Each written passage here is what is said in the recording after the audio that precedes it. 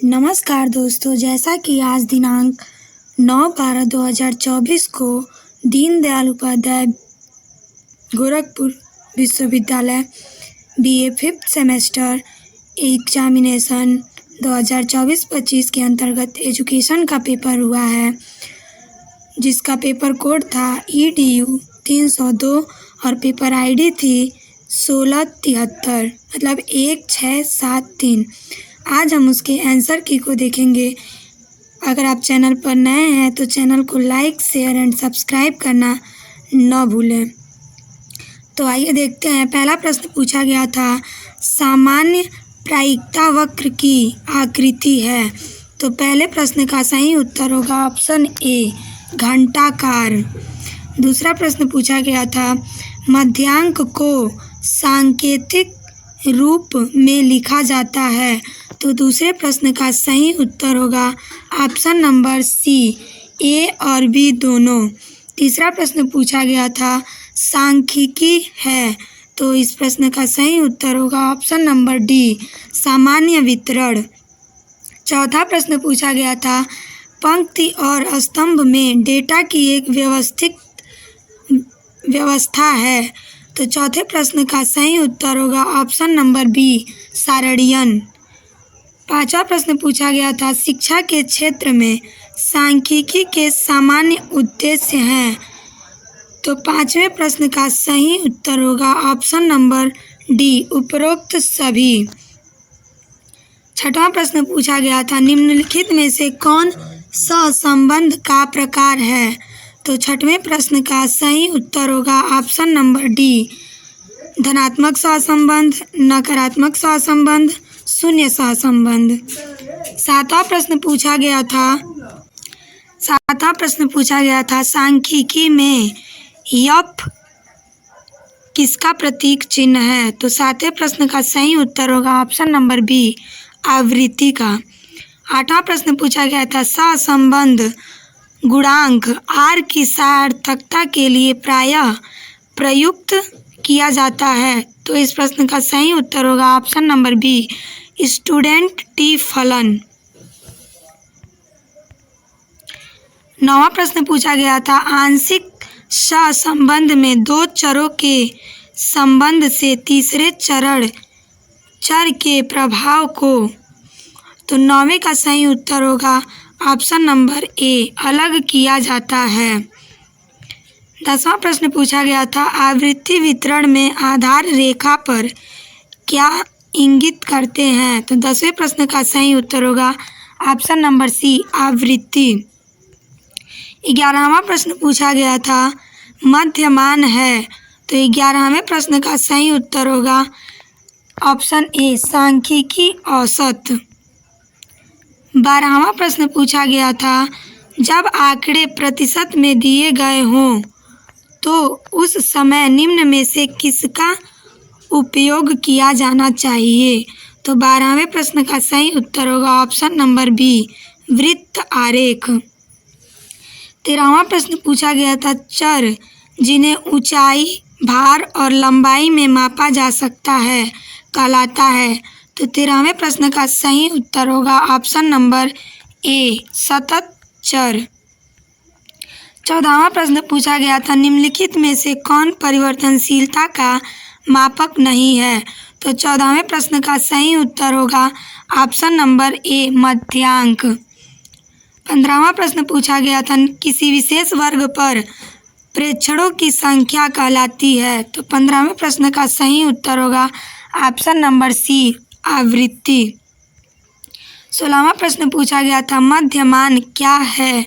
तो 16वें प्रश्न का सही उत्तर होगा ऑप्शन नंबर ए, वितरण का मध्य बिंदु। 17वां प्रश्न पूछा गया था, सारणियन का प्रथम चरण है। तो 17वें प्रश्न का सही उत्तर होगा ऑप्शन नंबर डी, वर्गीकरण। 18वां प्रश्न पूछा गया, दिए गए आंकड़ों के समूह का मध्यांक ज्ञात कीजिए। 5, 8, 12, 17, 2, 14, 6, 8, 13 और 7, इन सभी का मध्यांक क्या होगा।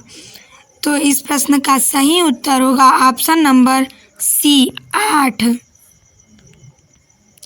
19वां प्रश्न पूछा गया था, निम्नलिखित में से कौन मानक विचलन का सूत्र है?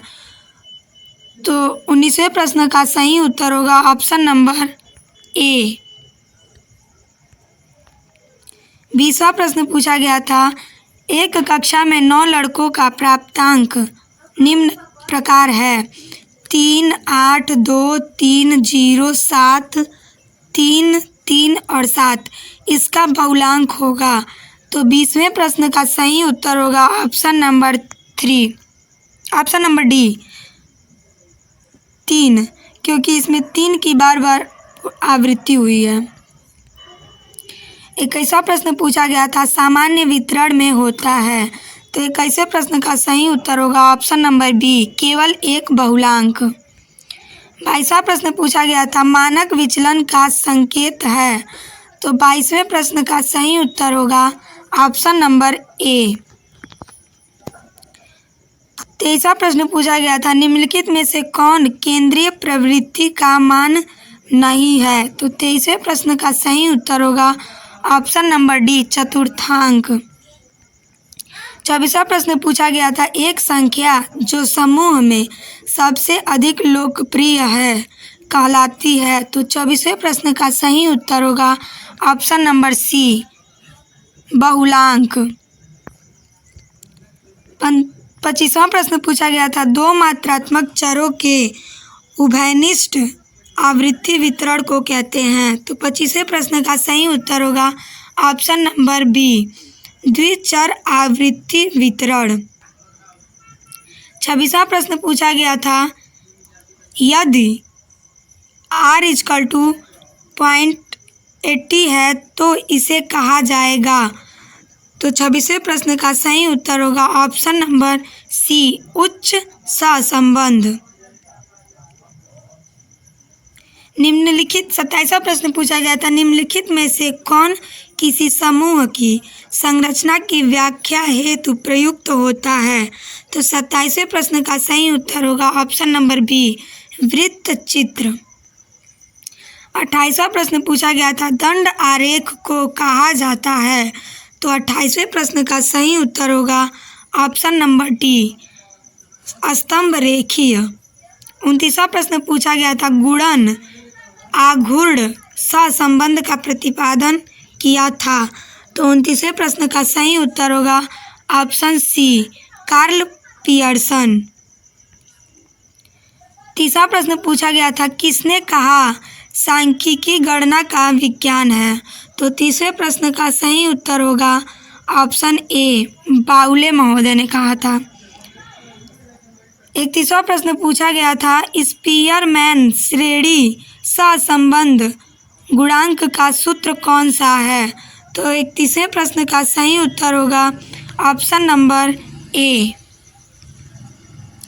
32वां प्रश्न पूछा गया था, पूर्ण धनात्मक सहसंबंध है। तो 32वें प्रश्न का सही उत्तर होगा ऑप्शन नंबर ए। 33वां प्रश्न पूछा गया था, सहसंबंध गुणांक का मान हो सकता है। तो 33वें प्रश्न का सही उत्तर होगा ऑप्शन सी, ए और बी दोनों। 34वां प्रश्न पूछा गया था, निम्नलिखित में से कौन सामान्य प्रायिकता वक्र के लिए सही है? तो 34वें प्रश्न का सही उत्तर होगा ऑप्शन ए। 35वां प्रश्न पूछा गया था, सामान्य प्रायिकता वक्र का प्रसार है। तो 35वें प्रश्न का सही उत्तर होगा ऑप्शन सी। 36वां प्रश्न पूछा गया था, सामान्य प्रायिकता वक्र के अंतर्गत प्लस माइनस के बीच क्षेत्रफल है। तो 36वें प्रश्न का सही उत्तर होगा ऑप्शन नंबर ए, 68.26%।